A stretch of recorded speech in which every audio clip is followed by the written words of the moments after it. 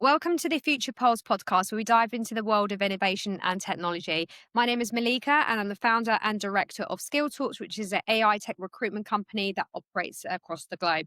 Today, I have with me Babak Pahlavan, who is the founder and CEO of Ninjatech. Absolute pleasure to have you on here, Babak. Thank you very much for having me. Tell the audience a bit more about your background and how you've got to where you are today. Yeah, the gist of it is so I've been in this space for almost 20 years now. I've been a product manager for almost at this point. Wow, it's 20 years at this point. Undergrad Berkeley, grad Stanford, and built and also another assistant company called CleverSense. We got acquired by Google in December 2011. I was there for 11 years. Lots of new experiences, lots of amazing friends and that I made at Google. Then I had the startup bug again. I left in 2023 to start Ninjatech AI with the premise that we can make advanced agents that can actually do work for you. And we've been at it since. Lots of R&D, lots of ups and downs until it culminated into us launching Super Ninja back in July. And it's basically an AI agent with an actual computer in hand that effectively it's a stateful virtual machine that it's as if you've hired an actual person, you give them a computer to do work for you. And we're in the state of dealing with hyper growth, which is crazy exciting and overwhelming at the same time now, just because of the sheer amount of volume that's coming at us. But that's in a nutshell, that's where we are right now. That's amazing. And what problem were you seeing in the AI automation space that made you want to tackle it head on? So several things, and our understanding has evolved over the time. So it's not like you start out with something and then it just stays true. Especially in the age of AI, everything is changing almost on a weekly basis. Yeah. So the original thinking was that we can have AI agents that can actually do tasks for you in an asynchronous way.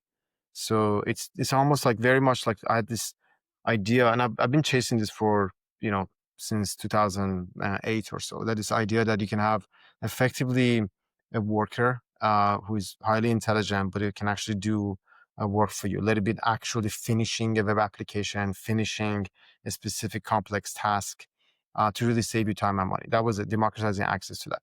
That was the original thing, and I then proposed to do it within Google. And back then, this is before launch of ChatGPT, there wasn't um, a lot of like a sort of appetite to just tackle a whole new product space. And back then, but now fast forward time, there's just all about this. This is the main focus area, and it wasn't just me. It was like lots of other people that would also see the same thing manifesting.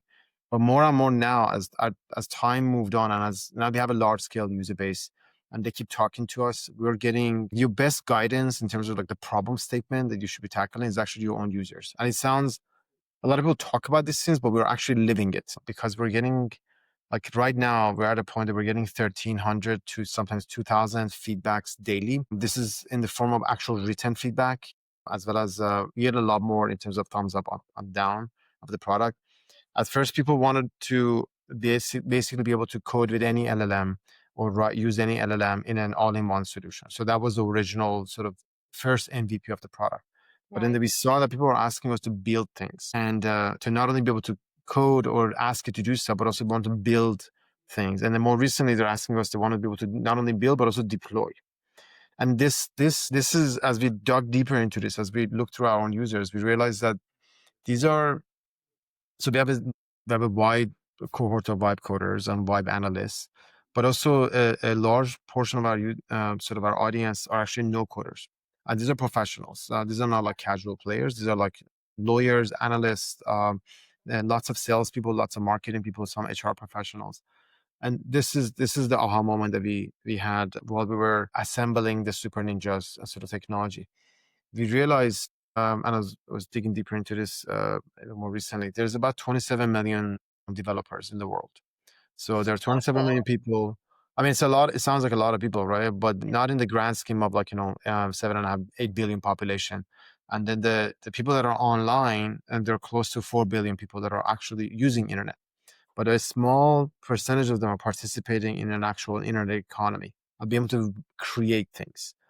So with this new approach of having an all-in-one system, and this is what people are asking for, not just from our solutions, but also you can see it with other sort of players in the market, like such as Lovable, which is a wonderful product, or Manos, the Chinese-based company, or GenSpark, Singapore-based company. Lovable is Swedish, as well as a lot of US-based companies like Replicate that actually helps you deploy things over Excel.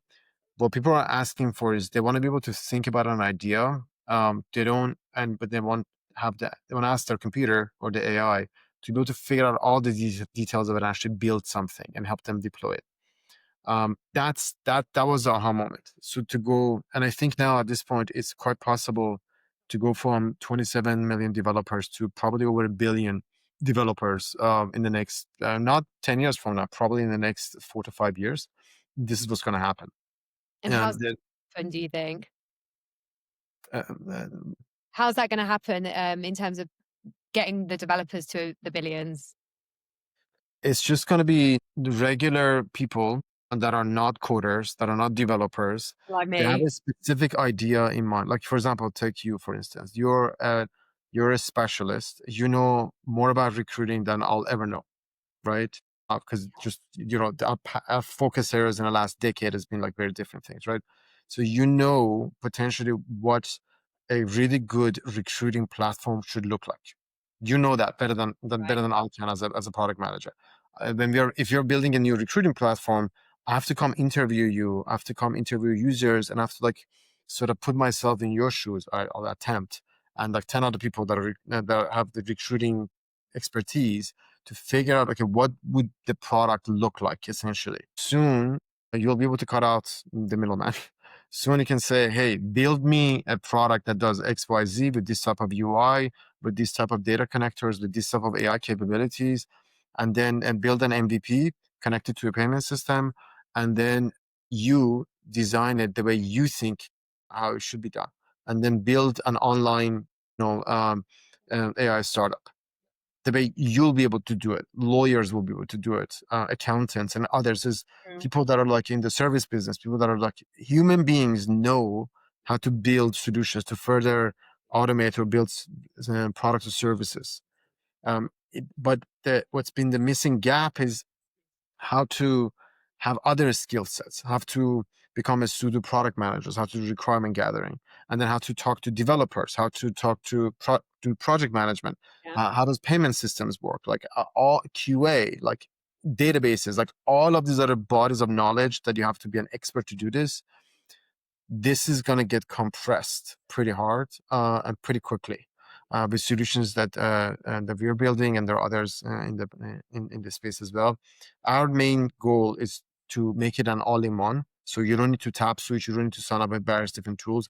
You can just it's a very powerful researcher, so it acts like a product manager. It gathers requirements and whatnot for you, and then it can actually very quickly and very fast, you can help ask you to build things, and then soon you're able to deploy it, actually build a full-blown scalable service. Right. So that's the service. And I think as that happens, more and more you're going to see, to me, that more and more sort of non-technical experts are going to be able to build amazing online businesses. They're not going to be just online, but also offline access as well. And that to me is super exciting. There's a lot of anxiety about AI dislocating jobs and taking over certain industries, certain jobs, and that's happening. That's happening already, and it's going to probably rapidly further go up. The impact of it on societies are going to be very palpable, if not already. So there's going to be job losses most likely as a result of this, because AI, by definition, at least this new generation of AI, helps with automation quite a bit, right? How and with intelligence and with various different things, as things move on, more and more, a lot of the pretty much anything that can be automated or somewhat rudimentary, at least you're just going to get better results with AI. Not least of which is coding itself. Like now we need a lot less developers to do a Yeah. lot of the work. But to me, this tsunami of job creation is going to come from the other side of it. When you have non-technical humans participate in the internet economy. And that's when, to me, the real job creation is going to happen, and further sort of spread of the economic benefits of having an ability to be able to build a product and launch it to a global audience, essentially. To me, that's inevitable. That's absolutely happening. And it's this real to like we have already a creator's economy, Yeah, we right? do. Lots of people who've become influencers, entertainers, content creators. How? Because now platforms like YouTube, Instagram, like TikTok, and others came about. Anybody could create a content, and now it's a game of creativity and the ability to be able to communicate, right? But it's not really building a product. Everyone is becoming a marketer, if you will, right? And there's value in it, of course, right? And there's a lot of economic benefits that comes from that. And basically, there's a democratized access to information, real-time information, high quality content, various different things. But to me, that's going to be fairly small compared to what's to come, because now it's not just about content creation; it's about actually product creation, services creations that otherwise it was impossible. Like now not only it's not about giving you an app to use. This is about giving you a factory that can actually build you a car the way you Mm. want it, essentially. So that's when I think the sort of the economic impact, the boom of AI for not only job creations but for entrepreneurship, for solo business owners, or like very small group of people that can build businesses that are going to be worth probably billions at some point. I used to think this is hyperbole, like build companies that are going to be worth billions of dollars, but just like a handful of people. But now I can see it. I think this is absolutely inevitable. There's going to be a lot of humans that are going to be able to participate in the economy. We're going to be a big participant of that. We are dealing with a skyrocketing demand right now to a point that Yeah. is me and my team are very much sleep deprived, especially in the last 20 days or so, to deal with the avalanche of demand that's coming at us. But we're not the only ones, and there's going to be more and more, and that is what drives us, because I think that's very worthwhile to do. If we can look back and we can see that we've created tens of thousands or hundreds of thousands of new entrepreneurs, new business owners through our platform, then we can rest easy. That's really good stuff. I mean, it's good, but it's quite scary too, right? Because what are we gonna do in 5 years' time? You know what I mean? It's a higher order of thinking, and it's just more and more automations that are going to come, right? Yeah. And I think, but this idea, I mean, it's the ultimate freedom to me, to be able to think about an idea and be able to test it quickly, deploy it, and then be able to create, and not just like businesses, but also like even if you're inside a company. This is actually, we have a lot of business users. Then the challenge for them is to build internal dashboards, internal toolings. And in my 11 years at Google, the last few years of it especially, it was much, much harder for us to get budgets to use Google engineers to build internal tools and dashboards and systems.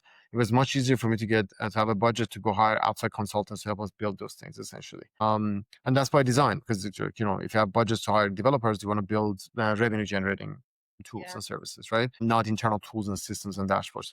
So from that angle, from a business side, it's very freeing. It's very liberating, essentially, so that a salesperson, a marketing person, a product manager can easily and quickly build dashboards, tools, prototype applications, put in front of clients, put in front of internal constituents, and then build and iterate from those. It'll like the impact of this, I think, is not calculable that easily. Like we're about to experience in the next 2-3 years, that anyone is going to be able to go from an idea to an actual deployed solution. It's going to be quite something to watch. Yeah, our focus area is mostly for consumers, professional consumers, and business owners. Yeah. However, we have a lot of users that are, I mean, I still consider them professionals, but they're teachers, for example. We have examples of people who actually built a quiz for students during their lunchtime and then presented them.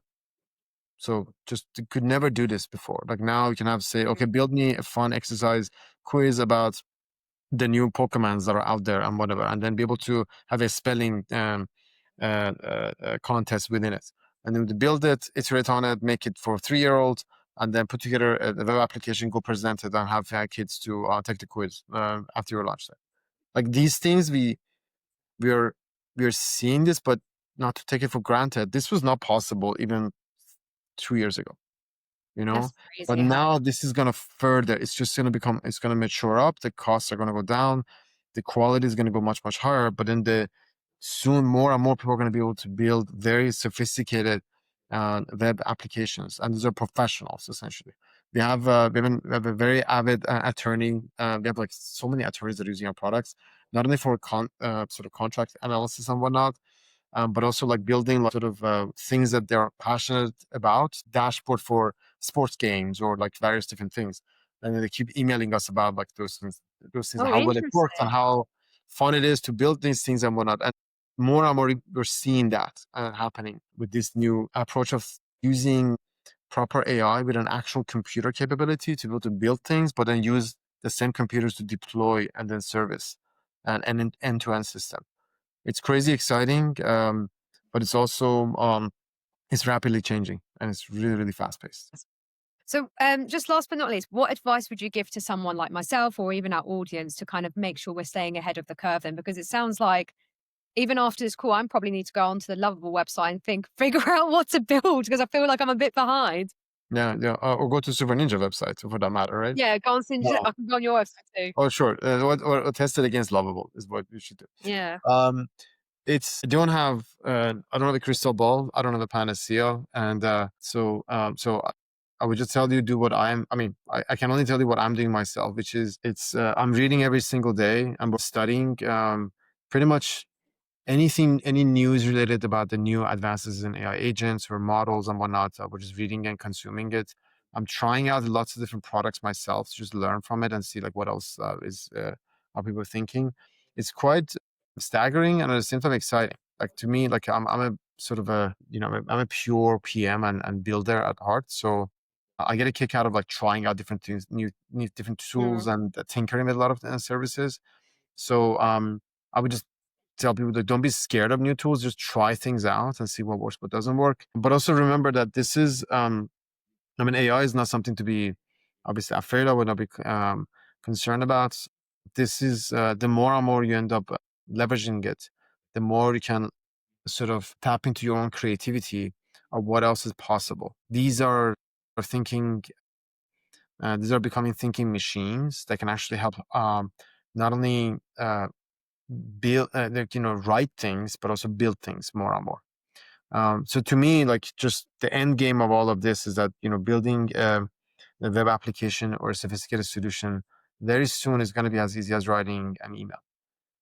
Like at this point none of us should have any writer's block anymore. Like we can use AI Yeah. to give us like ideas on how to do things. Same feeling is going to happen when you have an idea, you want to test it, you want to deploy it, you want to create like something, put it in front of your friends, colleagues, customers, and then it's like see what they think. But just not being afraid of it, experimenting, learning, and then just writing down notes and joining communities and just co-learning is pretty fun. Finding like-minded people that are like also excited about these kinds of things. It's all what a time to be alive. Like this is we're about to experience probably the biggest boom in terms of technological advances that Yeah. probably humanity has ever experienced. And we're in the early innings of it. And it's really cool to watch it essentially, to be part of it essentially.